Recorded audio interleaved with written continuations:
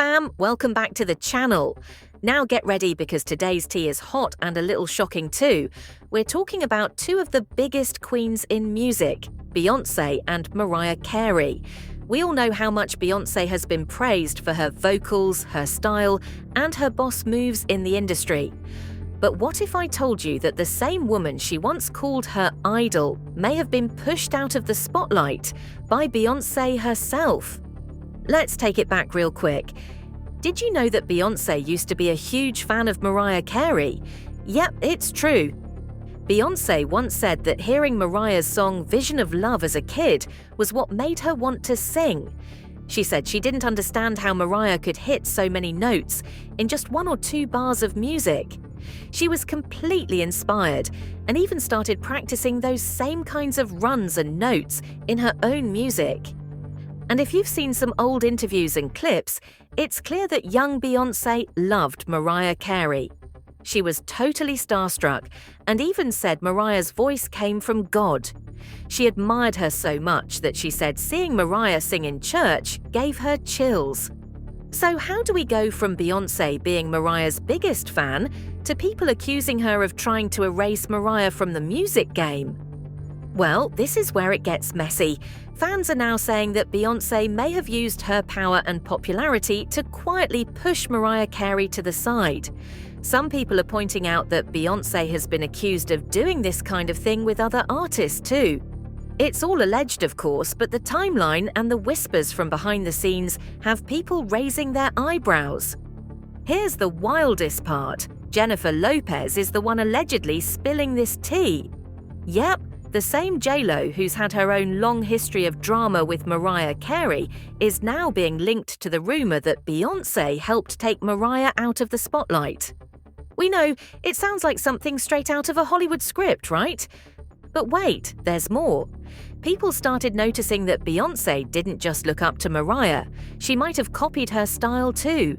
The diva image, the glamorous looks, the powerful voice mixed with sleek visuals. All of that was Mariah's thing back in the 90s. So far, we know fans are pointing fingers at Beyoncé for possibly shading Mariah Carey after being her biggest fan. But things take a deeper turn when you look at how Beyoncé has been called out for doing similar things to other artists. Let's talk about Jennifer Moore, a singer who sent her demo to Beyoncé's label back in 2003. The song was called Got a Little Bit of Love for You. Sounds innocent, right? Well, a few months later, Beyoncé dropped Baby Boy, and Jennifer thought the song sounded way too familiar. She actually filed a lawsuit, thinking her song had been stolen. But because she couldn't prove Beyoncé ever heard her demo, she lost the case. Still, people couldn't ignore how similar the two songs were. Then we've got the whole Formation Tour drama. The jaw-dropping choreography? Yeah, that too didn't come out of nowhere. A dance choreographer named Marlon Ortiz accused Beyoncé of taking moves from a show called De La Guardia, which she had helped choreograph. Ortiz said she and her team were struggling artists, and it would have been nice to at least get credit for their work. She even wrote a long Instagram post calling Beyoncé out. That's bold, but it didn't stop there. You've probably seen the Single Ladies dance, right? One of Beyoncé's most iconic routines ever. But guess what? That was originally choreographed by legendary dance icon Bob Fosse for his wife Gwen Verdon. And even though Beyoncé once admitted it was inspired by Bob, a lot of people think she took credit for something that was never really hers to begin with. Over time, people just started calling it Beyoncé's dance when really, it was Bob's. And it's not just dancing. Beyoncé's music videos have also been called out for copying. Her video for Countdown was said to be lifted from a Belgian choreographer named Anne-Theresa de Keersmaker. Fans even made side-by-side videos to show how much was copied. The similarities were almost too perfect. No mention of collaboration, no shout-out, just vibes and visuals. That didn't start with her. Then there's the Kissing You drama. That song was originally by a singer named Des'ree, but Beyoncé covered it, renamed it Still in Love, Kissing You, and even gave herself writing credit. The problem?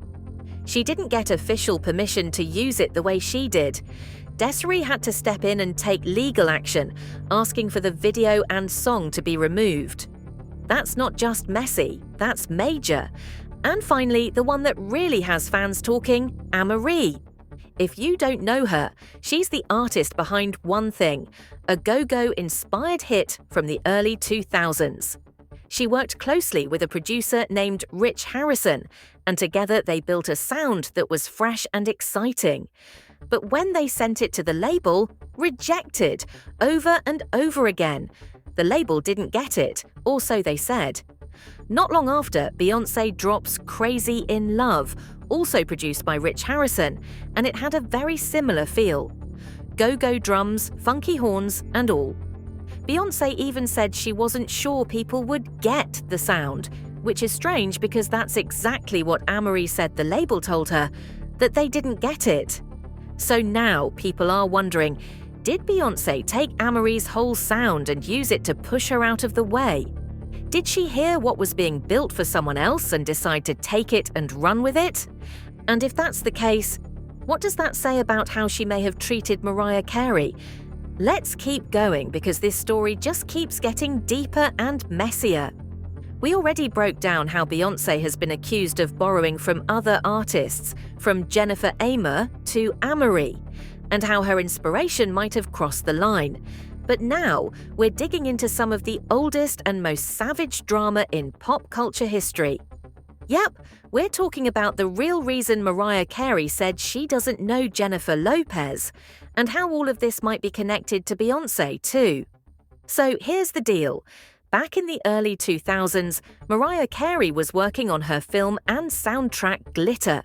She had secured a rare sample from Yellow Magic Orchestra's 1978 song Firecracker for her single Loverboy. Everything was set. But out of nowhere, that exact same sample shows up on a Jennifer Lopez song. And not just any J.Lo song, this was a major single that dropped before Mariah's version could be released. People were shook. How did this happen? Well, according to Mariah, it was no accident. She said her ex-husband, Tommy Mottola, who also happened to be running Sony Music at the time, was out to get her. They had a messy breakup and she wanted to leave both him and the label, but Tommy wasn't going to let that happen easily. In her book The Meaning of Mariah Carey, she said Tommy used all of his power and influence to block her from shining, and that giving J.Lo the Firecracker sample was his way of taking her down. So when people asked Mariah how she felt about Jennifer Lopez, that's when she hit them with the now famous line, "I don't know her." And to this day, she's stuck to that. No fake smiles, no fake friendship, just a cold shoulder. Mariah even threw more shade when she heard J.Lo say she sleeps 8 hours a night.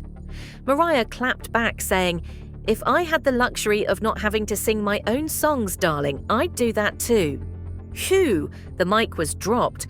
Now, here's where Beyoncé slides back into the story.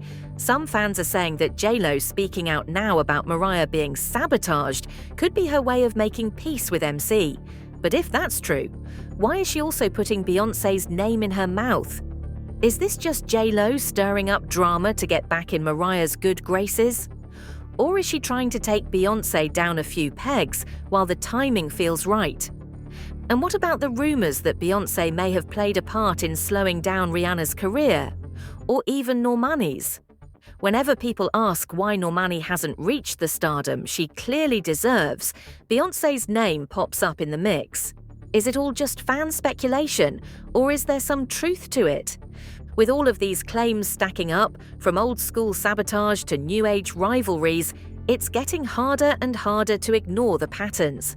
And if Beyoncé really did play a role in dimming the light of Mariah Carey, Normani, Rihanna, and more, then honey, what's really going on behind the scenes? Because if J.Lo's talking now, who's going to speak up next?